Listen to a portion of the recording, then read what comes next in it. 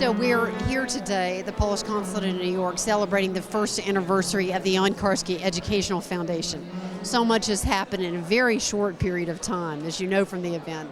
Obtaining posthumously the medal, the Presidential Medal of Freedom for the late Jan Karski in 2012.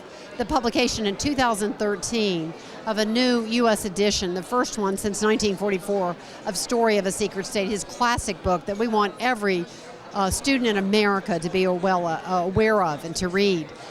Our goal is to have the legacy of Jan Karski known by all Americans, all educated Americans certainly, and specifically to have his ethics reach out and be relevant to people in the world today, in the U.S., Canada, Poland, Israel, all over the world. So that's our goal, and we're just very thrilled by the level of interest in this great foundation. Jan Karski embodied intellectual, moral, and physical courage in a way that we have rarely seen in human history. I can think of no greater honor than the honor of being presented an award in the name of Jan Karski. And the very fact that we have today as the permanent representative of the United States to the United Nations an individual who has devoted her life to genocide prevention, who has devoted her life, both in word and in deed, to seeking to protect those who are powerless, those who are the victim, those who are the other, those who are the persecuted, whether because of race, religion, ethnicity, sexual orientation, I think speaks volumes. And I'm so pleased that a person of young age was selected, because we have so many more years we count on to hear that voice. And the 21st century needs that voice. Just tremendously humbled by this honor. I will say, if you hadn't invited me to this reception, I would probably have crashed it just to explore the premises and to engage with all of you, particularly around the creation of this educational foundation that bears the name of Jan Karski. In retrospect, the most amazing feature of this dark period is that good people like Karski didn't succumb to the despair that must have been very, very tempting. Not only was their homeland of Poland occupied by Hitler's forces on one side and Stalin's on the other, but the swastika held sway virtually everywhere in continental Europe. And without the benefit of hindsight, without looking back from today, one can only imagine how all-encompassing must have been the black. The future must have seemed very clear. Freedom had been murdered, liberty was dead. But humans, thankfully, do not always bow before the facts. We are not simply logical creatures. Karski took on his most famous assignment at the moment of maximum darkness. It was in the summer of 1942, and he was asked to report on conditions inside Poland and to relay messages from various Polish political factions to their counterparts in exile. He was told to travel with the truth to London. Now, of course, again, it's hard to remember from the perspective of today, but it was highly unlikely at that time that the truth would matter. At the time, the Holocaust was already underway. Around the town of Kelno, mobile vans were gassing an average of 1,000 people a day. Jews and others in Poland had tried to get the word out, but the first reports were judged too fantastic to be believed.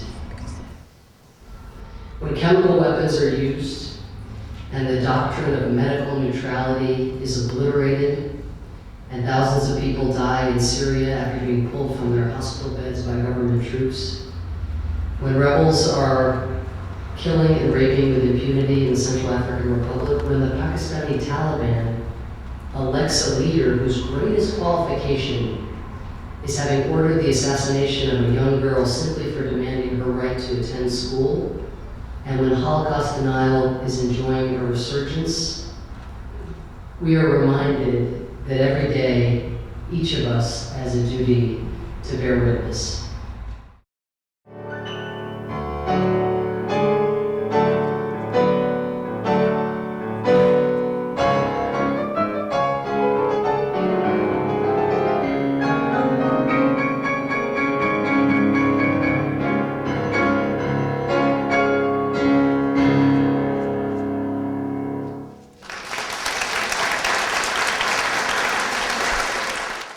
And I hope that the foundation will grow and do its mission, because it's so overdue and so necessary. I guess the one image that remains so kind of animated in my mind is his recollection of having visited with President Roosevelt, and his description of the meeting where he says when he spoke, it was like a glass of champagne.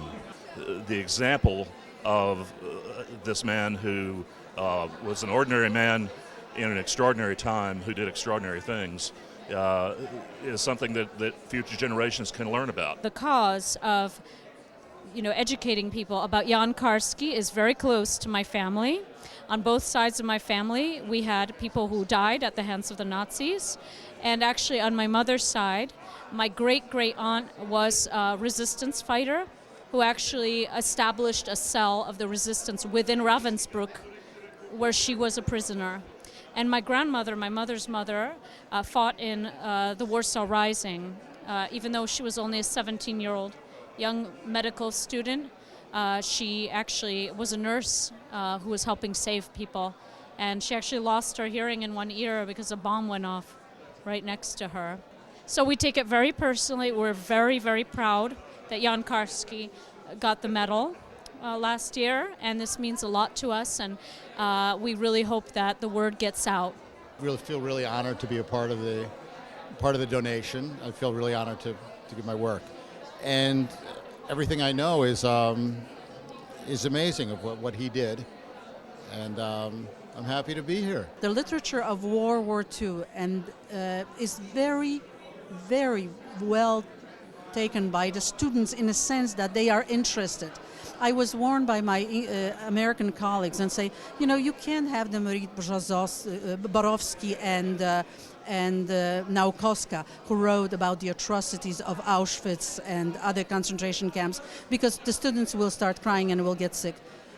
I find it completely the opposite. They get extremely interested. They want to know more. They ask me for other reference materials. And we are still very fortunate in Chicago to have veterans who are Auschwitz survivors. His example is an example of action in the face of evil, and we do not have to be passive in the face of evil. I am lucky to know Karski before, and I am lucky to be a consul general, that one of our major program is program devoted to Jan Karski, a Polish, American and Jewish hero. This is a transformational experience.